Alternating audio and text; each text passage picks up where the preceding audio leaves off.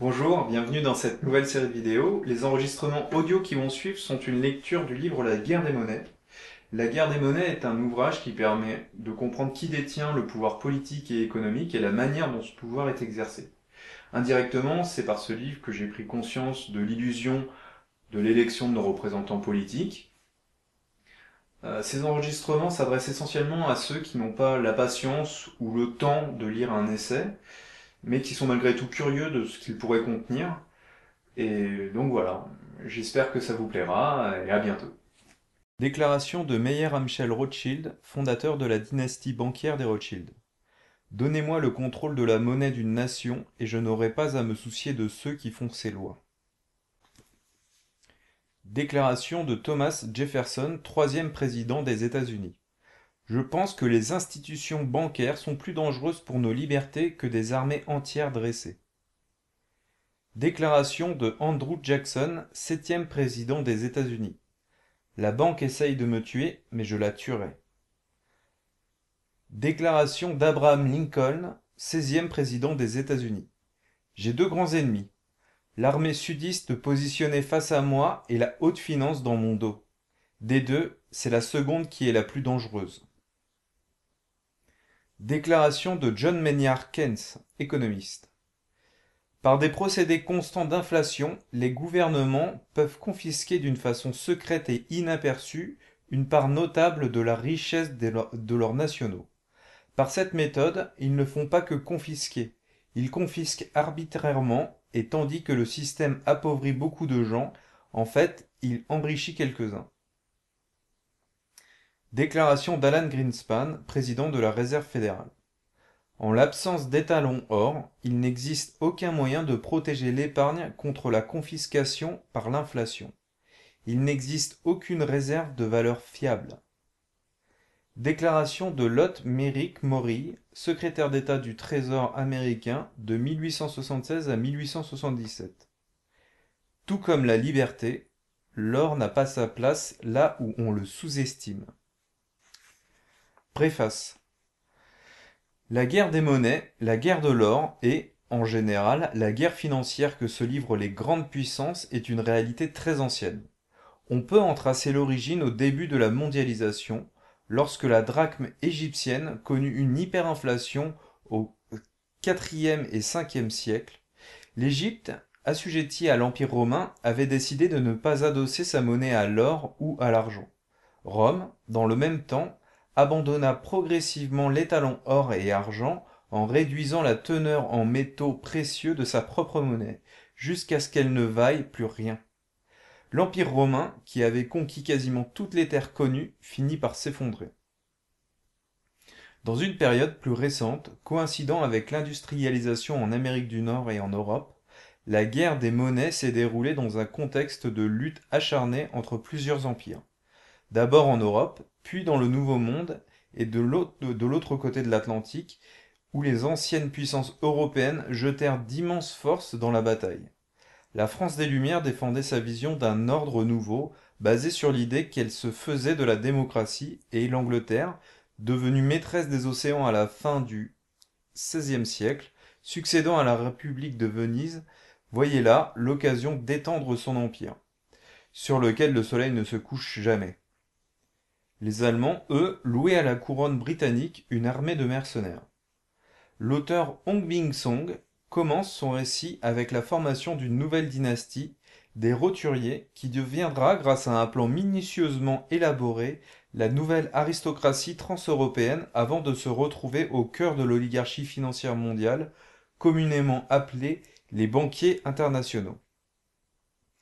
Cette nouvelle dynastie, opérant dans l'ombre des grandes puissances européennes dont elle tirait toutes les ficelles, est le clan Rothschild.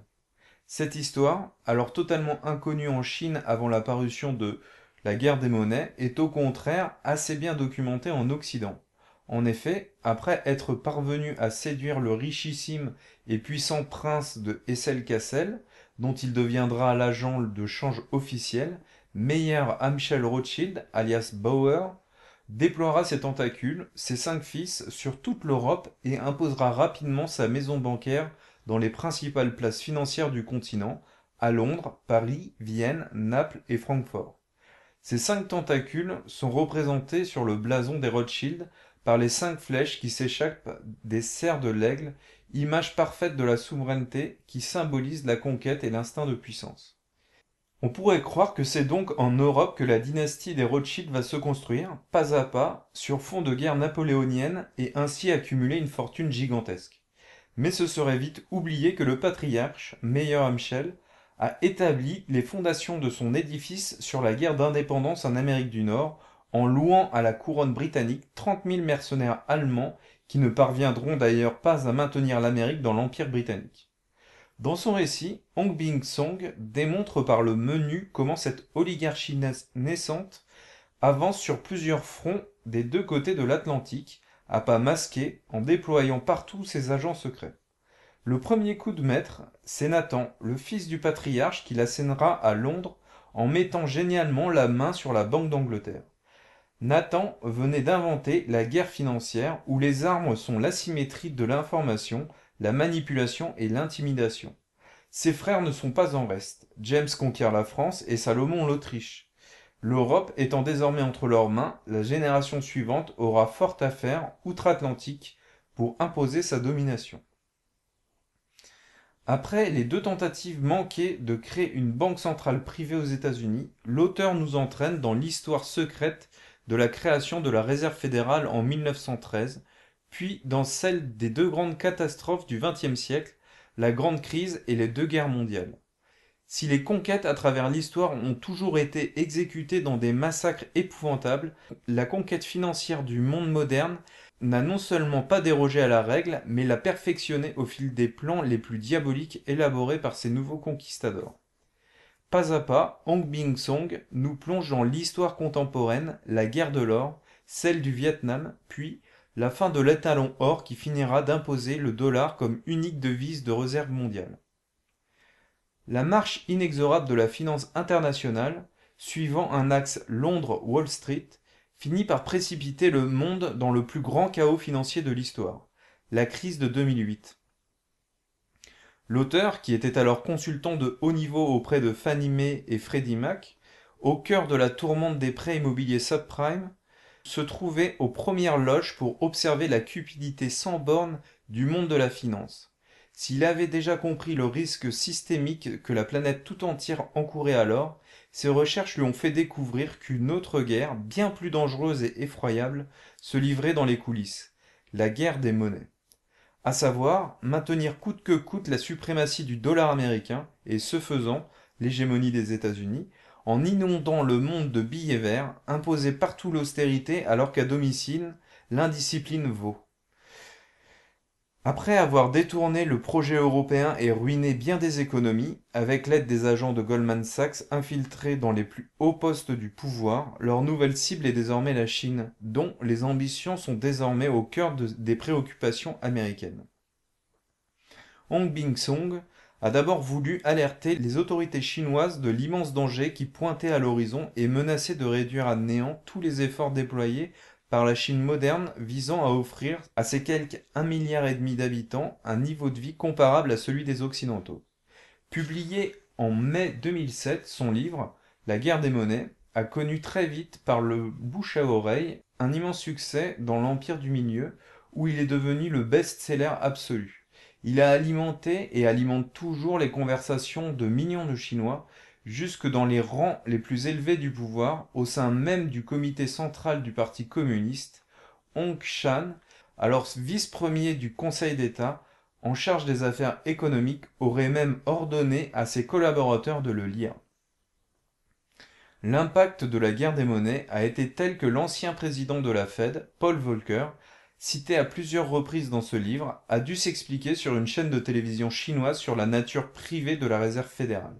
Il a répondu que même si c'était effectivement le cas, les téléspectateurs chinois ne devaient pas en tirer n'importe quelle conclusion. Le fait qu'un ancien président de la Banque centrale américaine soit amené à communiquer sur la vraie nature de sa Fed apporte, s'il en fallait, une preuve supplémentaire que la guerre des monnaies contient bien des révélations pour le moins explosives. La guerre des monnaies est avant tout une somme impressionnante de références incontournables au fil des chapitres, Hong Song nous fait découvrir beaucoup d'auteurs indispensables, peu connus en France ou jamais traduits en français.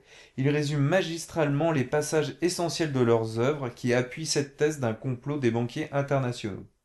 Le lecteur découvrira non seulement les écrits de Frederick Morton, des Griffin, Ron Chernow, William Englund et beaucoup d'autres, mais aussi l'œuvre incontournable de Ferdinand Lipps, cofondateur de la banque Rothschild à Zurich, La guerre de l'or.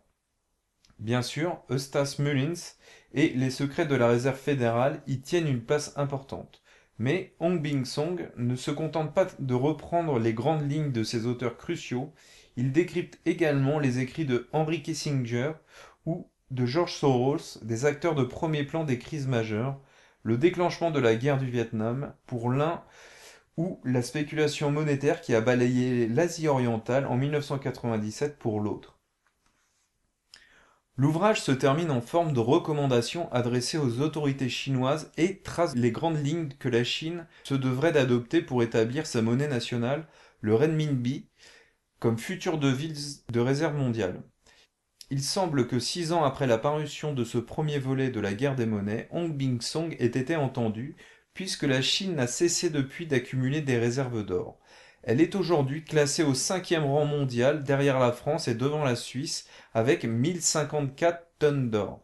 Chiffre officiel inchangé depuis 2008. En réalité, la Chine pourrait détenir 4 à 8 fois plus selon les estimations. Certains vont même jusqu'à affirmer que les réserves d'or de la Chine seraient supérieures à celles des États-Unis. En mars 2013, la Chine s'annonçait prête à riposter en cas de guerre des monnaies. Avant-propos. En 2006, Henry Paulson, le ministre des Finances nord-américain, à la veille d'un séjour en Chine, déclarait à la chaîne de télévision câblée CNBC à propos de l'impatience mondiale vis-à-vis des réformes économiques et monétaires en Chine. Ils sont déjà les leaders de l'économie mondiale et le reste du monde ne va pas leur accorder beaucoup plus de temps. De toute évidence, la Chine d'aujourd'hui, qui avance à un rythme effréné, pèse de plus en plus lourd dans l'économie mondiale et le monde occidental veut à tout prix lui imposer ses règles. Mais une série de données et d'indicateurs économiques montrent que le porte-avions de l'économie chinoise a déjà fixé son cap. 3 ans auparavant, le bureau politique invitait des chercheurs à Pékin afin de leur enseigner l'histoire du développement des grandes puissances. Il s'agissait en fait d'anticiper la montée de la Chine en formant des spécialistes à cette nouvelle donne. Ce type d'initiative est révélateur de la grande confiance qu'a la Chine en elle-même et de la capacité de son développement économique qui dépasse même la vitesse du tournage de l'émission de CCTV, la montée en puissance des grandes nations. Le monde entier observe la Chine et l'on reprend partout en chœur. Le XXIe siècle est le siècle de la Chine. En 2040, la puissance économique de la Chine dépassera celle des États-Unis. Alors, la Chine deviendra-t-elle inexorablement la première puissance mondiale?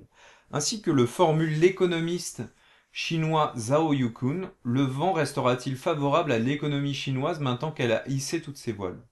Durant les 50 prochaines années, période à venir éminemment critique, la Chine pourra-t-elle maintenir sa vitesse de croisière?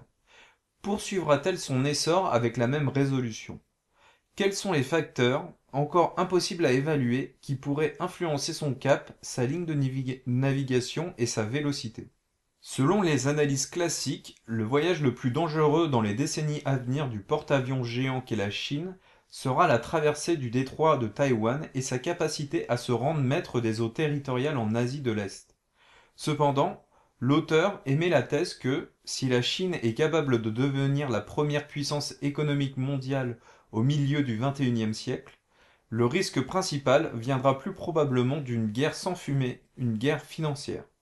Cette menace se rapproche en raison de l'expiration des 5 ans accordés à la Chine pour rejoindre l'OMC et libéraliser son secteur financier aux investissements étrangers. Désormais ouvert à l'investissement international, le secteur financier chinois est-il assez fort pour résister aux attaques? Dispose-t-il de l'expérience pratique pour se prémunir contre un éventail d'instruments financiers dérivés du style frappe de précision à haute distance? La guerre navale peut servir d'exemple. En 1996, un sous-marin chinois parvint à repousser le porte-avions géant américain USS Nimitz dans le détroit de Taïwan Et fin octobre 2006, un autre sous-marin chinois de classe Song faisait surface à portée de torpille de l'USS Kitty Hawk après s'en être approché furtivement et sans avoir été détecté par aucun des bâtiments d'escorte de manœuvre. Sur un théâtre d'opération concret où la puissance militaire chinoise est temporairement incapable de rivaliser avec celle des États-Unis, la Chine a élaboré des tactiques spécifiques pour freiner les audaces nord-américaines. De façon symétrique, certains pays estimant que le développement accéléré de la Chine est préjudiciable à leurs intérêts pourraient attaquer le porte-avions économique chinois qui a déjà pris la mer en utilisant le sous-marin nucléaire de la guerre financière, l'obligeant à changer de cap et d'itinéraire.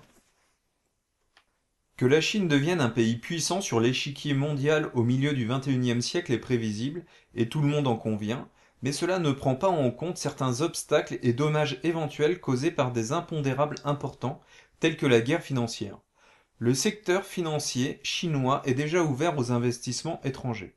Si j'osais faire une analogie discutable, je dirais que les risques sont peut-être même supérieurs à laisser venir l'ensemble des troupes aéroportées nord-américaines à quelques encablures des eaux territoriales chinoises. Car même si les attaques militaires visent généralement à détruire des infrastructures et des installations, et qu'elles tuent des êtres humains, si l'on tient compte de la vaste étendue du territoire chinois, une guerre conventionnelle aurait beaucoup de mal à occasionner des dommages capitaux aux secteurs vitaux de l'économie.